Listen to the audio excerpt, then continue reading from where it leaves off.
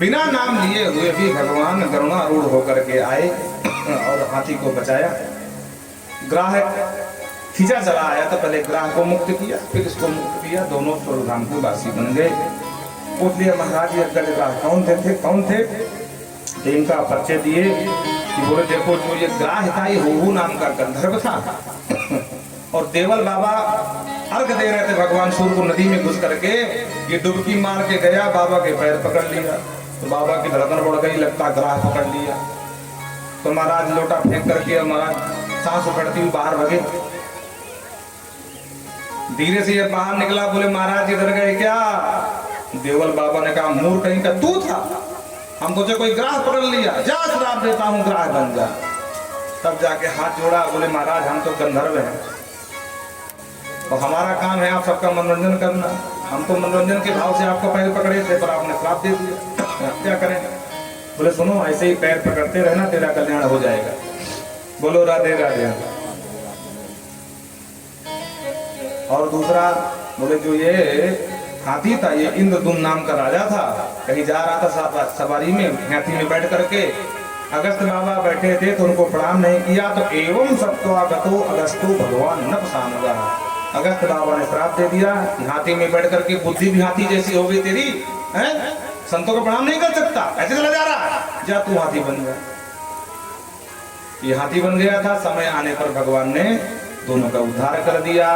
गजग्राह की कहानी हमसे तुमसे मिलती जुलती है, जैसे हाथी की नाक बड़ी लंबी होती है तो हमारी तुम्हारी भी नाक बड़ी लंबी होती है, प्रतिष्ठा की नाक, कहीं हमारी नाक न कट जाए, लोग डरते हैं। हम भी हाथी की तरह पूरा ध्यान रखते हैं परिवार का, पर अंत में जब रोग रूपी ग्राह, बुढ़ापा रूपी ग्राह हमको पकड़ लेता है तो घर वाले भी थोड़ी दिन सेवा करते हैं, 2-4 बार डॉक्टर को दिखा देते हैं और अंत में डॉक्टर भी कह देता भैया अभी ज्यादा कुछ नहीं कर सकते, ले जाओ घर। तो घर वाले भी कहते हैं कि या तो सरकार इनको ठीक कर दो या उठा लो। जैसे हाथी की सब हथनियां कह रही थी या तो पूरे अंदर चले जाएं या पूरे बाहर आ जाएं, ये बीच में फंसे हैं इसलिए हम सब जा रहे हैं। तो हम सब हाथी की तरह भी, ये कहानी हमारी तुम्हारी है। इस प्रकार एक बार देवराज इंद्र को दुर्वासा ने श्राप दे दिया था और ये मौका मिल गया महाराज बलि को, तो बलि ने जाकर के सिंहासन हथिया लिया। बोलो राधे राधे। बलि ने इंद्र को परास्त करके सिंहासन हथिया लिया। अब इधर देवता मारे मारे घूमे, भगवान के पास गए, बोले सरकार क्या करें, अब हम तो अधिकार से पदच्युत हो गए हैं। भगवान बोले क्या कर सकते हैं, संतों का अपमान करते हो और फिर मेरे पास आ जाते हो हाथी बहा करके, मैं क्या करूं? भगवान ने उपाय बताया, बोले जाओ समुद्र मंथन करो, उस मंथन से जो अमृत निकलेगा उसको पियोगे तब जाकर के दैत्यों से बलि बन पाओगे, तब दैत्य परास्त हो पाएंगे। तो सरकार कैसे करें? बोले अकेले तो बस का नहीं है, तुम्हारे सौतेले भाइयों को साथ में लगना पड़ेगा। तो इंद्र के पास, बलि के पास देवगुरु बृहस्पति और इंद्र पहुंच गए और जाकर के मंत्रणा बन गई कि भैया मंथन करना। हम क्यों मंथन करें? दैत्य बोले देखो हम हैं तो एक ही बाप के बेटा, पर मैया अलग अलग है, आए दिन झगड़ा करते हैं, लड़ते हैं, तो कहीं कोई टपक जाता, कहीं कोई मर जाता है। हम चाहते हैं कि अमृत सब लोग पी लें तो अब कोई कितने लाठी बजे पर कोई मरने वाला नहीं है। बच्चों शांत, हमको शांत कराओ कोई। तब जाकर के बोले हाँ तब तो मंथन करेंगे। मंथन प्रारंभ हुआ महाराज, मद्राचल पर्वत को मथानी बनाया और वासुकी नाम को रस्सी बना करके खींचना प्रारंभ किया। सबसे पहले कालकूट विष निकला तो भगवान भोले बाबा के शरण में पहुंच गए। देव देव महादेव भूतात्मन भूत भावना राहिना शरणापन्न त्रैलोक दहिना दिशा। हे देवों के देव महादेव भूत भावन, इस विष से पूरा त्रैलोक जल जाएगा, हम आपकी शरण में हैं, हमारी रक्षा करो। तब भोले बाबा ने सबको बचाने के लिए और इस दग्ध विष का पान कर लिया। पुनः मंथन प्रारंभ हुआ। हविर्धानी ततो भवत, कामधेनु गाय निकली जो स्वर्ग में चली गई, उच्चैश्रवा घोड़ा निकला जो बलि ले लिया, ऐरावत हाथी निकला जो इंद्र ले लिए, सरसों मणि निकली, भगवान बोले सब कुछ तुम ही ले लोगे, हमको कुछ नहीं दोगे? अरे हमें भी कुछ दो भाई, हम मंथन करवा रहे, कछुआ बन करके नीचे बैठे। तो कस्तूर मणि जो है भगवान अपने कंठ में धारण कर लिए।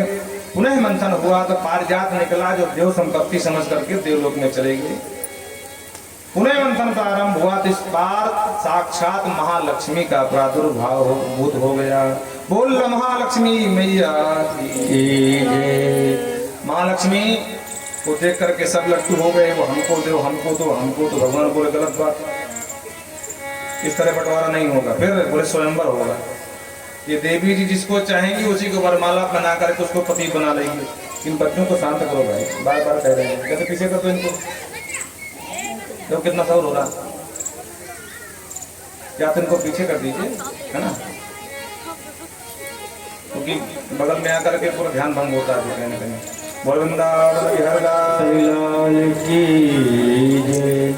तो भगवान ने कहा देखो ये जिसका वर्ण कर लेंगी वही इनका पति बनेगा।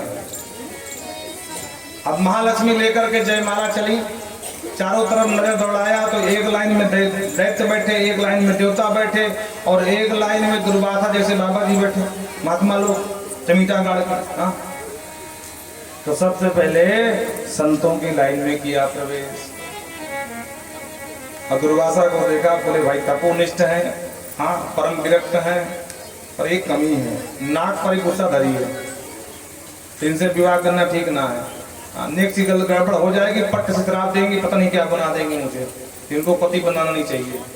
आगे बढ़ी तो बाबा शिव को देखा तो कहती यत्रो भयम, इनका तपस्वी खूब है पर भेष बड़ा अमंगल है।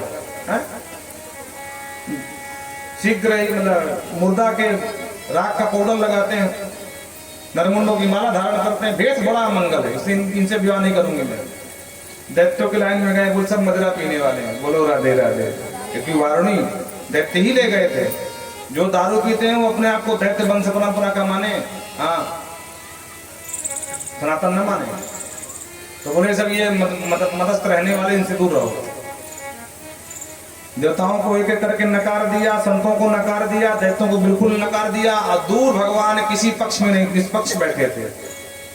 वो देखो सब मुझे पाना चाहते हैं, लेकिन ये श्रीमान जी मुझे घात में डाल रहे हैं, ये भी भूषण ही है, आभूषण है, ये भी गुण है, अवगुण नहीं है। और जा करके प्रसन्न मुद्रा से भगवान को ही वरमाला पहना दिया, और तब से लक्ष्मी सदा सदा के लिए नारायण की हो गई। बोल लक्ष्मी नारायण भगवान की जय। पुनः मंथन प्रारंभ हुआ, बहुत सारे 14 रथ निकले थे। सबसे बाद में महाराज धनवंतरी ख्याता धनवंतरी प्रभु लेकर के अमृत घट कलश लेकर के प्रकट हो गए। दैत्य बोले हे गो भागो भागो लेके भागो, और छोड़ छाड़ के वासी नांग को लेके महाराज कलश अमृत का 9 2 11। अब सारे देवता रोते रह गए, ले गो। भगवान बोले अब रोने से क्या होगा, तो ले ही गए, सरकार कुछ करो। भगवान बोले चिंता मत करो, ले तो गए, पी नहीं पाएंगे। और यही हुआ, ले तो गए पर आपस में लड़ पड़े। अहम पूर्वम नतपीति प्रहो, पहले मैं पीऊंगा। वो कहता नहीं, हम आयु में बड़े हैं, पहले हमारा नाम बात। वो कहता सुनो, हम गदा युद्ध में बड़े हैं, पहले हम पिएंगे। हम धनुष विद्या में बड़े, पहले हम पिएंगे। सब आपस में लड़ गए महाराज। इन्हीं छीना जप्ती में जहां जहां ये अमृत की कुछ बूंदे गिरी, वहीं पर महाकुंभ लगता है। प्रेम से बोलो ना राधे राधे। हमारे प्रयागराज में, उज्जैन में, हरिद्वार में, नासिक में, आदि 4 जगह जो बूंदे गिरी, वहीं पर आज कुंभ की परंपरा बनाई गई है। इधर भगवान मोहिनी रूप, विश्व मोहिनी का रूप बना लिया, चमचम को करती हुई 16 वर्षीय 16 वर्षीय छोरी बन गए। आहा, जो छम छम करते भगवान पहुंचे, तो जो पायल की झनकार कान पड़ी दैत्यों की, तो सब लड़ाई झगड़ा भूल गए महाराज। हाँ, ये बोले ये आवाज कैसी है, कोई कहता लगता है कोई देवी आ रही है। और जो भगवान को देखा मोहिनी रूप में, सबरे बावरे हो गए। अरे भैया इतनी सुंदर छोरी आज तक हमने ना देखी भाई, है? बड़ी सुंदर छोरी है। तो अमृत पीना ही भूल गए, चुंबक की तरह भगवान की तरफ खींचे चले आए। और भगवान से पूछते का तुम कंजला फला साक्षी कुतो वाकिम चिकीर्षति, ये देवी कमल नैनी जैसी सुंदर आंखों वाली, तुम क्या चाहती हो, नाम क्या, कहाँ जा रही हो? 100,000 प्रश्न कर दिए भगवान को, तुमसे मतलब हम कौन है, कहाँ जा रही हैं, क्या ढूंढ रही हैं, क्या नहीं ढूंढ रही, तुम कौन होते हो? अरे देवी हम कोई ऐसे गहरे तू गहरे थोड़ी ना है। अच्छा तो कौन हो? अरे कश्यप बाबा की संतान है, ये हमारे दैत्यराज महाराज बलि हैं, उनके हम पूरे परिकर हैं। ओह अच्छा, कश्यप बाबा के बेटे हो, हमने बड़ा नाम सुना भाई बाबा का। अच्छा ये बताओ कि तुम लोग झगड़ा क्यों कर रहे थे? ओ देवी जी आपने बिल्कुल सही प्रश्न किया। देवी जी बात ये है कि हम लोगों ने समुद्र में मंथन किया था अमृत के लिए, तो अमृत निकला तो हम लोग लेके भाग आए। अब वो कहता पहले मैं पीऊंगा, वो कहता पहले मैं पीऊंगा। पर देवी जी ठीक समय पे आई हो, अब आप ही बंटवारा कर दो, आप जिसको जैसा पिलाना चाहो पिला दो, हम सब तैयार। ये कहता देवी जी को देना अमृत कलश, देवी जी बांटेंगी। मोहनी बने भगवान ने कहा तुम तो बड़े मूर्ख हो, हमने तो बाबा का बड़ा नाम सुना था है? पर हमें नहीं पता था कि बाबा की संतान सब महामूर्ख निकलेगी है? अरे किसी अपरिचित महिला पर विश्वास कैसे कर सकते हो? इतना बहुमूल्य दिव्य अमृत तो मुझे दे दो, बांटने का माल लेके भाग गई तो। एक दैत्य कहता भाई कुछ भी हो, सिद्धांत की बात करती है, ईमानदार बहुत है, लगता बड़े घर की बिटिया है। हाँ देखो अगर इसके मन में छलकपट होता ना तो बताती, चुप्पा लेके भाग जाती। पर सही कह रही देवी जी, अगर आप सिद्धांतवादी तो हम भी कोई असिद्धांतवादी नहीं है। अब कछु हो जाए अमृत तो आपको ही बांटना पड़े, आपसे ही किए। भगवान ने कहा पक्की बात? बोले हाँ पक्की बात। भगवान ने कहा सोच लो, फिर बाद में हमारे बाल न लोचना कि उनको ज्यादा पिलाया हमको कम पिलाया, जितना हमारी इच्छा होगी उसको जितने पिलाएंगे। अरे हाँ देवी जी तुमको जैसे बांटना वैसे बांटना, जैसे पिलाना वैसे पिलाना, बस आप बांट दो, बस झगड़ा समाप्त कर दो, हमारी पंचायत कर दो। भगवान ने तुरंत स्मरण किया, इंद्रा देवराज इंद्र जल्दी आओ। तो सारे देवता इंद्र की अगवानी भागे भागे पहुंच गए। अरे हमको भी दो, हमको भी दो, हमको भी दो भाई। भगवान ने कहा ये कौन है? बलि ने कहा अरे देवी जी देवी जी देवी जी इनको मत बुलाना, हाँ सौतेले भाई हैं। भगवान ने कहा तो भी मान क्यों रहे हैं, क्या इन्होंने सहयोग किया क्या मंथन में? हाँ सहयोग तो बराबर किया, ये सच्ची बात है, पर प्याला नहीं, सौतेले हैं। हाँ भगवान ने कहा अच्छा ये बात। भगवान ने इशारा किया इंद्र से बैठ जाओ, तुम्हारा लगा के पंक्ति बैठ गए। अब भगवान ने नाटक किया जानबूझ करके, कलश को बार बार देख रहे हैं। ओह क्या बताऊं, पानी पानी ऊपर है, अमृत अमृत नीचे है। जो पहले पिएगा वो पानी पाएगा और जो बाद में पिएगा वो अमृत पाएगा। तो पहले पीने वाला तो बिल्कुल अमर नहीं हो पाएगा, अब मैं पहले किसे पिलाऊं? और जो दैत्यों ने सुना बोले देख भाई पढ़ी लिखी है, इसीलिए कह रहे थे कि पढ़ी लिखी व्यक्ति से बंटवारा करा लो हैं। अभी हम सब लोग पानी पानी फालतू पी करके बैठ जाते और कहीं अमर अमर नहीं हो पाते। हाँ वो देवी जी का भला हो जो आगे बता दिया बेचारी ने। अब देखो मूर्खों को पता ही नहीं कर कहीं अमृत में पानी होता, मूर्ख तो मूर्ख। तो पहले मैं पीऊंगा, पहले मैं पीऊंगा, झगड़ा ही समाप्त हो गया। सारे चुपचाप बैठ गए, बोले बैठ जा, जो पहले पिएगा पानी पाएगा, पहले पीना ही नहीं है। अब भगवान ने देखा, बोले काम कर गई योजना, काम कर गई, सारे शांत हो गए। भगवान ने इशारे से किया बलि देख भाई पानी पानी ऊपर है, जो पहले पिएगा तो समझ गया ना? बोले हाँ हाँ देवी जी हम नहीं पिएंगे। एक काम करती हूँ, तुम्हारे सौतेले भाई ही हैं लेकिन भाई तो है ना, अभी मेहनत भी की है, तो मैं सोचती हूँ कि पानी पानी इनको बांट दो और अमृत अमृत तुमको बचा लूंगी। इन भूखड़ों की नजर भी नहीं लगेगी, त्रिलोक में तुम्हारा अपयश भी नहीं होगा, तुम लोग बेईमान भी नहीं कहेंगे। बोले हाँ देवी जी ये आपने अच्छा सोचा है, पानी पानी भी ठिकाने लग जाएगा, कलंक भी नहीं लगेगा। देवी जी पहले नहीं पिला दो। भगवान ने कहा ठीक है बैठो। अब भगवान जो है देवताओं से बोले फांसो अपनी अंजुली। अब देवता अंजुली फांसते गए, अब भगवान चकाचक पिलाते गए और दैत्यों की तरफ देखकर मुस्कुराते गए। दैत्य भगवान की मुस्कान में लगते रहे, वाह देवी जी कितने सुंदर है भाई, हैं हमारा सौभाग्य आज देवी जी के हाथ से आज जो है अमृत पीने को मिलेगा। लेकिन इन दैत्यों में एक दैत्य बड़ा होशियार था जिसका नाम स्वर्भानु था। उसने देखा कि घट तो पूरा खाली होने को आया, कि देवी जी अमृत कब पिलाने वाली है, लगता कुछ गड़बड़ है भाई। तुम्हारा तुरंत पट्ट से माया से रूप बदला, देवता बन करके सूर्य चंद्रमा के बीच में अंजुल आके बैठ गया। भगवान समझ नहीं पाए, इसको भी पिला दिए, पर सूर्य चंद्रमा देख लिए, बोले सरकार डुप्लीकेट है। भगवान बोले तब धोखा हो गया। तो भगवान ने तुरंत सुदर्शन चक्र उठाया और उसको काट दिया, पर पी चुका था तो दो भागों में बट गया। वही राहु और केतु के रूप में जाना जाता है, जो आज भी दुश्मनी निभाता है। चंद्रमा राहु, चंद्रमा और सूर्य से दोनों में ग्रहण लगाता है। बोलो राधे राधे। इतने में भगवान समझ गए पोल पट्टी खुल गई, तो लेकर के अमृत घट जो भी अमृत बचा था भगवान अंतर ध्यान हो गए। एक कहता ये भैया वो देवी जी किसको गई, एक कहता गई नहीं गया। बोले क्या मतलब, बोले मैं पूरे विश्वास से कह सकता हूँ वो देवी कोई और नहीं, वो छलिया विष्णु था जो हमको छल के गया। बोलो राधे राधे। अरे मारो इन देवताओं को, बहुत महाबेईमान ठग हैं। और महादेवासुर संग्राम प्रारंभ हो गया महाराज। तत्र देवासुरो नाम रणः परम दारुणम। भयंकर देवासुर संग्राम हुआ, लेकिन देवता सारे अमृत पी चुके थे, तो दैत्य मारे गए। पर इनके गुरुजी गजब के थे, संजीवनी विद्या जानते थे, मरे हुए दैत्यों को पुनः जिंदा कर दिया। शुक्राचार्य ने कहा देखो राजन, मेरे पास इस देवता की अन्य देवताओं की काट है, पर इसकी कोई काट नहीं। हाँ एक काट है, ये ब्राह्मणों का बड़ा भक्त है। अगर ब्राह्मण तेरे ऊपर खुश हो जाए तो इसकी काट बन जाए। तो ठीक गुरुजी कोई बात नहीं, चकाचक। अब ब्राह्मणों को खुश करने में कितना समय मारा है? लपक के पैर छू लो, दो चार मीठे बोल बोल दो, महाराज हो भाग आप यहाँ पर आ रहे, हम धन हो गए, हमारे पितर धन हो गए, हमारा घर धन हो गया। ब्राह्मण लट्टू मार, चकाचक लिफाफा पकड़ा दो ब्राह्मण को, बस और क्या चाहिए, इतना ही चाहिए। तो ब्राह्मणों के भंडारे शुरू हो गए महाराज, मालपुआ। और ब्राह्मण जब घोटल लगे रबड़ी, अब ब्राह्मण हाथ पर पेट घुमाकर लंबो चौड़ो आशीर्वाद दियो, और आशीर्वाद के स्वरूप एक दिव्य रथ का निर्माण हो गया।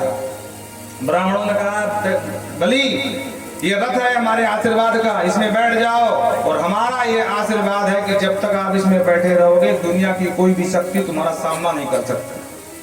और मिल गया मौका। गुरुजी ने कहा चेला, ब्राह्मणों का आशीर्वाद तेरे साथ है, विष्णु से कोई भय नहीं, जाओ चढ़ाई कर दो। अमृत पिए हुए देवताओं के सामने ब्राह्मणों के आशीर्वाद ने दैत्यों को इतना बली बना दिया, तुष्ट कर दिया कि सारे दैत्य चढ़ाई कर दिए देवराज इंद्र की पुरी में। और जो देवताओं ने देखा बोले भैया कुछ गड़बड़ है, इन सबको हमने मार मार के भगाया था, गला काट दिया था, पर फिर लड़ने आ रहे, बात क्या है। तब देवगुरु बृहस्पति ने देखा, बोले देवताओं से देवताओं आज भागने में भलाई है। क्यों? क्योंकि दैत्यों के साथ ब्राह्मणों का आशीर्वाद लगा है। दुनिया की कोई शक्ति आज इंद्र का सामना करने में सामर्थ्य नहीं है। सारे देवता फिर भाग गए। देवंत के मीर गुरु खेहा वहा। इधर कुछ दिन बाद देव माता अदिति कश्यप जी से आई है, बोले देखो मेरे पुत्र मारे मारे घूम रहे हैं, तुम्हारे मेरी जो बहन के पुत्र हैं अदिति के वो सब राजगद्दी का शासन कर रहे हैं, कुछ करो ना। तो महाराज कश्यप जी ने पयोव्रत का उपाय बताया। और जिस पयोव्रत का आप सब जानते हैं, पयोव्रत फाल्गुन महीने में शुक्ल पक्ष प्रतिपदा से द्वादशी पर्यंत होता है। जिसके संतान ना होती हो उसके लिए उपाय है, दूध पी के ही रहा जाता है। पूरा विस्तार से विधि जिसको जानना हो तो एकांत में मिल लेना, मन से नहीं बताने वाले। बोलो राधे राधे। क्योंकि पात्र सुपात्र की बात है भाई, ये दिव्य रहस्य है, सबको नहीं समझ में आना चाहिए। सुपात्र को ये, क्योंकि आवाज बाहर जा रही है, इसलिए पयोव्रत के प्रभाव से भगवान कश्यप नंदन उपेंद्र बन करके प्रकट हुए ठीक 12 बजे। और भगवान वामन ने जन्म ले लियो। बोल वामन भगवान की जय। देव माता अति खुश हो गई, गदगद हो गई। बृहस्पति ने मेखला पहनाई, जनेऊ दिया, इस प्रकार से स्वागत किया। पृथ्वी ने खड़ा हो दिया, आकाश ने छाता दिया। देव गुरु बृहस्पति ने कहा भिक्षा लाओ, थोड़ी सी भिक्षा मेरी दे दो। ना, हमको त्रैलोक की भिक्षा चाहिए। तो गुरु जी कौन देगा? पूरे त्रिलोक का राजा बना बैठा है बलि, जो नर्मदा किनारे यज्ञ पे यज्ञ किए जा रहा है। और भगवान वामन रूप लेकर के बलि के द्वार गए और बलि से 3 पग भूमि मांगा। अब मांगने के बाद जब नापने लगे तो पूरा बलि की संपत्ति नाप के अंत में बलि को बंदी बना लिया। लेकिन बलि ने कहा सरकार अभी आपने मेरा धन ही नापा है, अब मुझे भी नाप करके कृतार्थ करो। तब बलि को कृतार्थ किया और बलि को सावर्णी मनवंतर में राजा इंद्र बनाने का वचन दे करके धन्य किया। अरे बामन रूप बनायो। आइए मिलकर के बामन भगवान का स्मरण करते हैं, फिर इनकी कथा बहुत याद है। अरे हरि बामन रूप बनायो,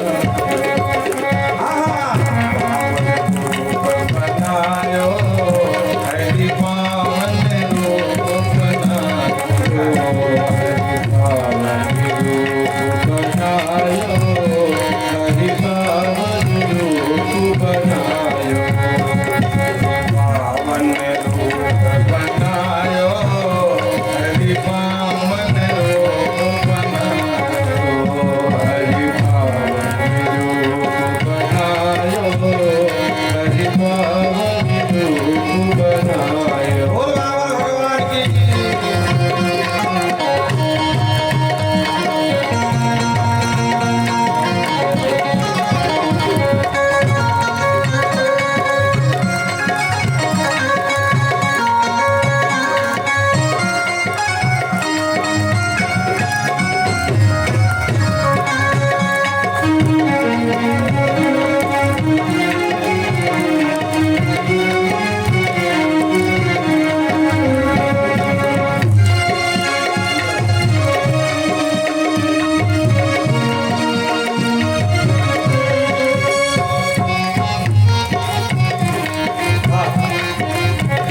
दर्शन दीने हैं माते अजित को प्रभु, दर्शन दीने हैं माते अजित को प्रभु, कश्यप मन अति भायो, कश्यप मन अति भायो, हरि बामन रूप बनायो, कश्यप मन अति भायो, हरि बामन रूप बनायो। जय हो।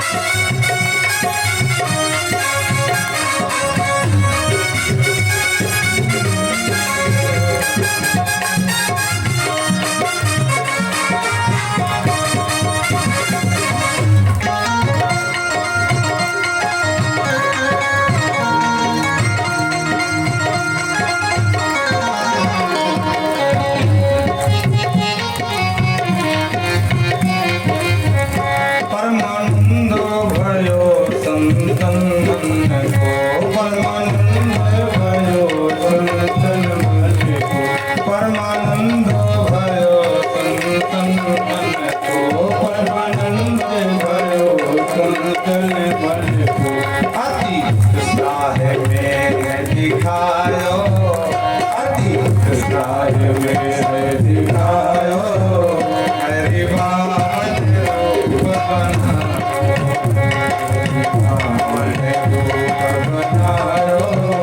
हरि बामन रूप बनायो। भगवान की।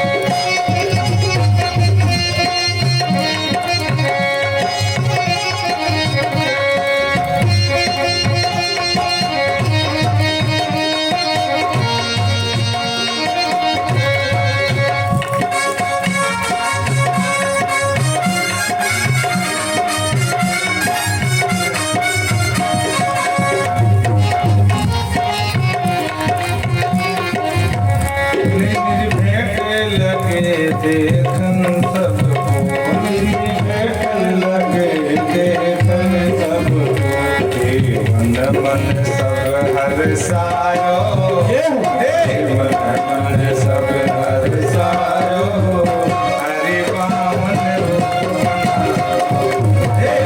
मन मन सब हर्षायो, हरि बामन रूप बनायो, हरि बामन रूप बनायो, हरि बामन रूप बनायो, हरि बामन रूप बनायो, हरि बामन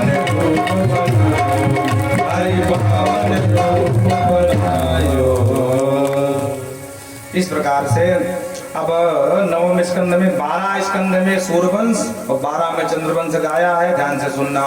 भगवान नारायण के नाभि कमल से ब्रह्मा, ब्रह्मा के मरीचि, मरीचि के महाराज कश्यप, कश्यप के विवस्वांशुर और यहीं से चला सूर्यवंश। ध्यान से सुनना, समय क्योंकि कम है। सूर्य भगवान की इस पत्नी संज्ञा से श्राद्ध देव मनु और पत्नी श्रद्धा से संतान जब नहीं हुई तो महाराज पुत्रेष्टि काम यज्ञ जो है वो कराया। पुत्र की कामना से गुरु थे वशिष्ठ। यज्ञ पूर्ण होना था लेकिन राजा रानी दोनों एक मत नहीं थे। रानी चाहती थी बिटिया हो, राजा चाहते हैं बेटा हो।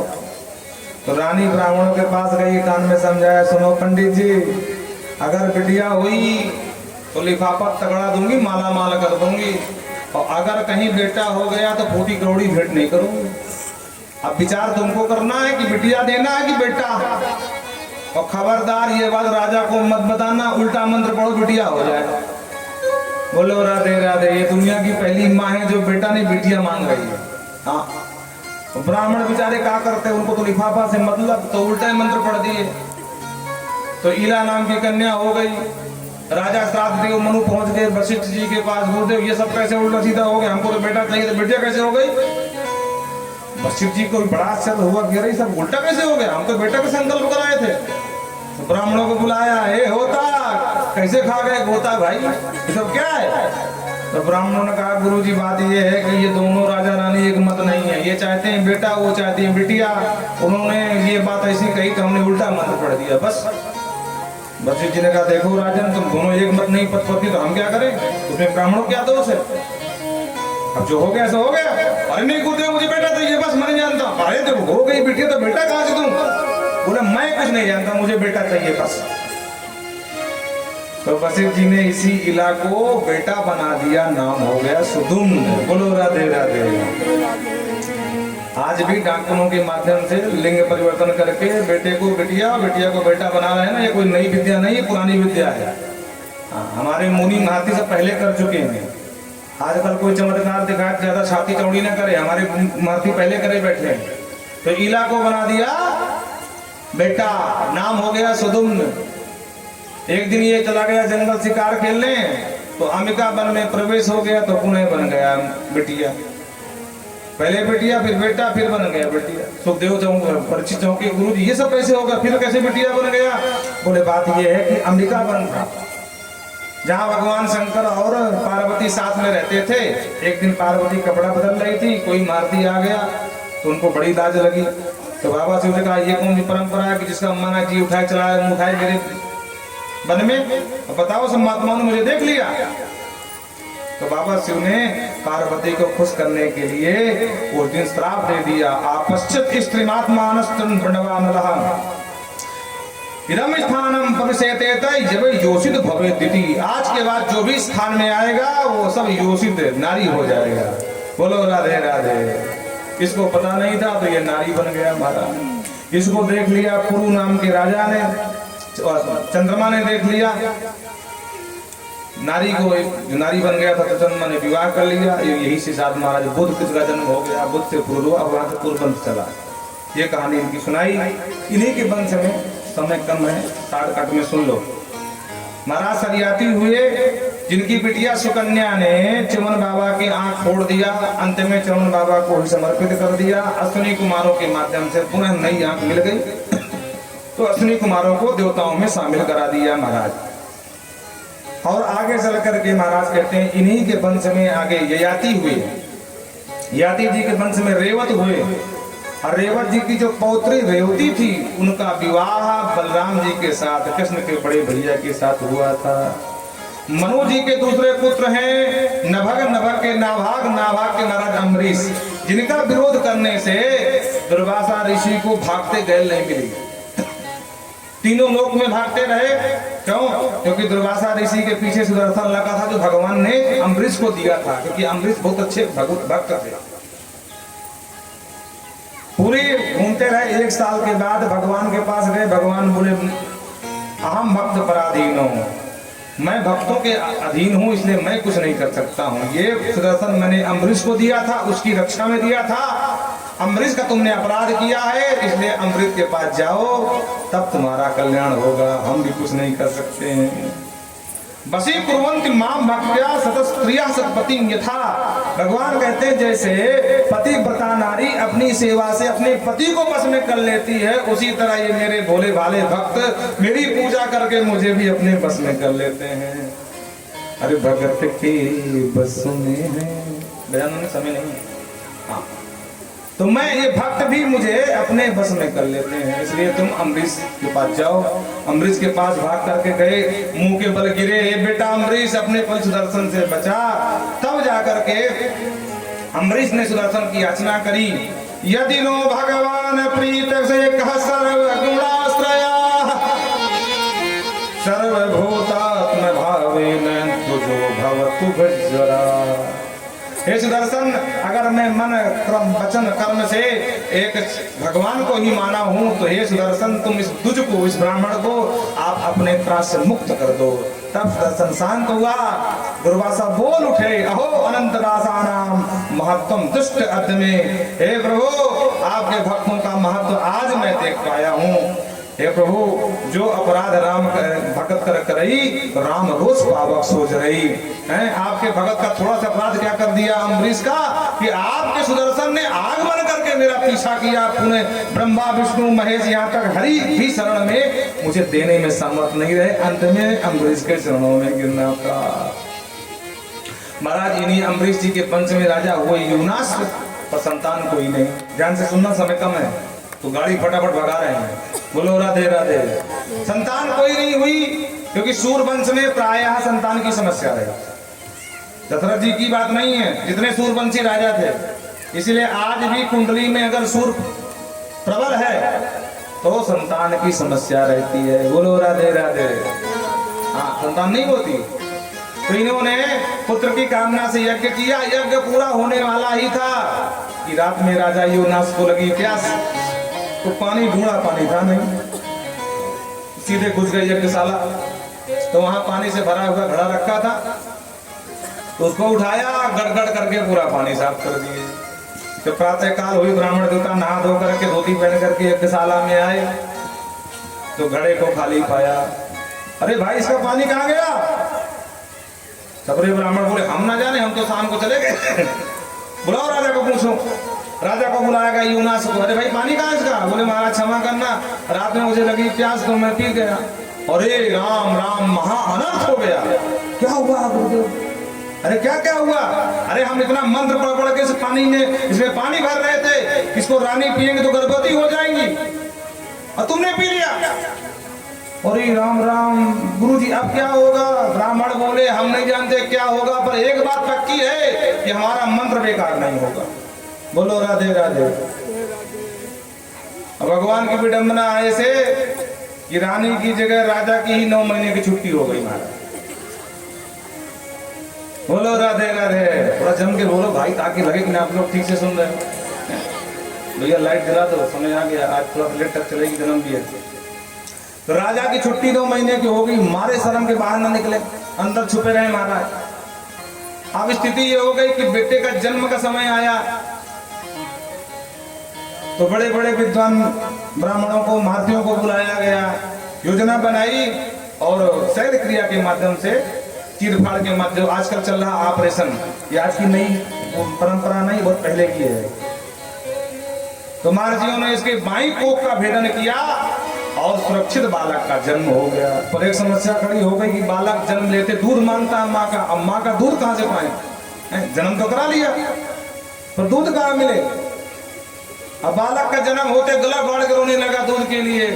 तो इंद्र ने बालक के मुंह में उंगली देते हुए कहते, माँ धाता वत्स रोधी, माँ रोधी तिंद्रो दोषमी मयत। बेटा मत रो, हम तुम्हारी रक्षा करेंगे, तुम्हारा पालन हम करेंगे। क्योंकि देवराज इंद्र की उंगली में अमृत था, तो वो उंगली मुंह में दिया, वो अमृत पी करके बालक स्वस्थ हो गया, और इसी बालक का आगे चल के नाम हुआ मानधाता। बोलो राधे राधे। इन्हीं मानधाता की 50 बेटियां थी, जो सौभर मुनि को ब्याही गई थी राजन। सुखदेव बाबा कहते हैं मां दादा के पंथ में आगे चल के सप्तव्रत हुए, त्रिशंकु हुए, हरिश्चंद्र हुए, रोहित हुए, बाहुक हुए हैं और सगर हुए। जिस सगर की 2 विवाह हुए थे, एक रानी से 60,000 बेटा, एक रानी से मात्र 1 बेटा। 60,000 कपिल बाबा का अपराध किए, बाबा ने श्राप दिया, सब भस्म हो गए। और इन्हीं के वंश में आगे चल करके महाराज पीढ़ियां गल गई। तब जा करके कहते हैं अंशुमान दिलीप, दिलीप के बाद भगीरथ, भगीरथ जब हुए तो गंगा को बुलाए। और गंगा जब यहाँ से पहुंची तो यज् जल से वर्तमात्रेण ब्रह्मदंड हरापि सकरात्मा दिवम जगमुः केवलम देह भस्म। केवल देह की भस्म पड़ी थी और भस्म का स्पर्श करके माँ गंगा उन 60,000 पुत्रों का उद्धार कर दिया और आगे चल के गंगा सागर में मिल गई। इस तरह गंगा की महिमा गाई। बोल गंगा मैया की जय। आगे चल के महाराज कहते हैं खड़वान, खड़वान के दीर्घ बाहु, दीर्घ बाहु के रघु, रघु के प्रथु, प्रथु के अज, अज के महाराज दशरथ बाबा। और दशरथ के यहाँ 4 भैया हुए, राम लक्ष्मण भरत शत्रुघ्न। कहते न सकते सर्व वर्ष सतय रवि। अगर 100 साल में भी सूर्यवंश सुनाऊं राजन, तो 100 साल में भी सूर्यवंश का पूरा इतिहास नहीं सुना सकता, इतना बड़ा है। इसलिए सूक्ष्म से सुन लो। और एक श्लोक में पूरी राम कथा सुना दी। गुरुवर ते त्यक्त राजो विचरतु वनुम पद पदभ्याम प्रियाया। अपने माता पिता का मान रखने के लिए माँ के कहने से त्यक्त राजो वनम गतः, भगवान राम जी वन को चले गए। वन में जाकर के संत महात्माओं को खूब स्नेह प्रेम दिए।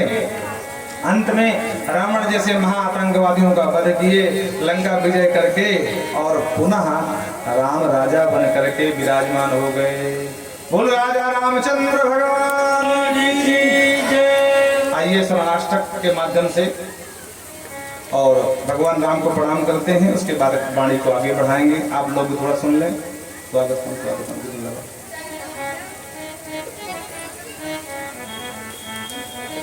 राम जी को सब लोग प्रणाम करें मेरे साथ मिल करके।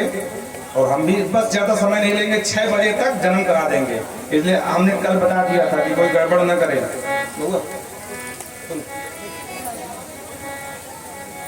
अरे श्री राम शरणम मम, श्री राम शरणम मम, श्री राम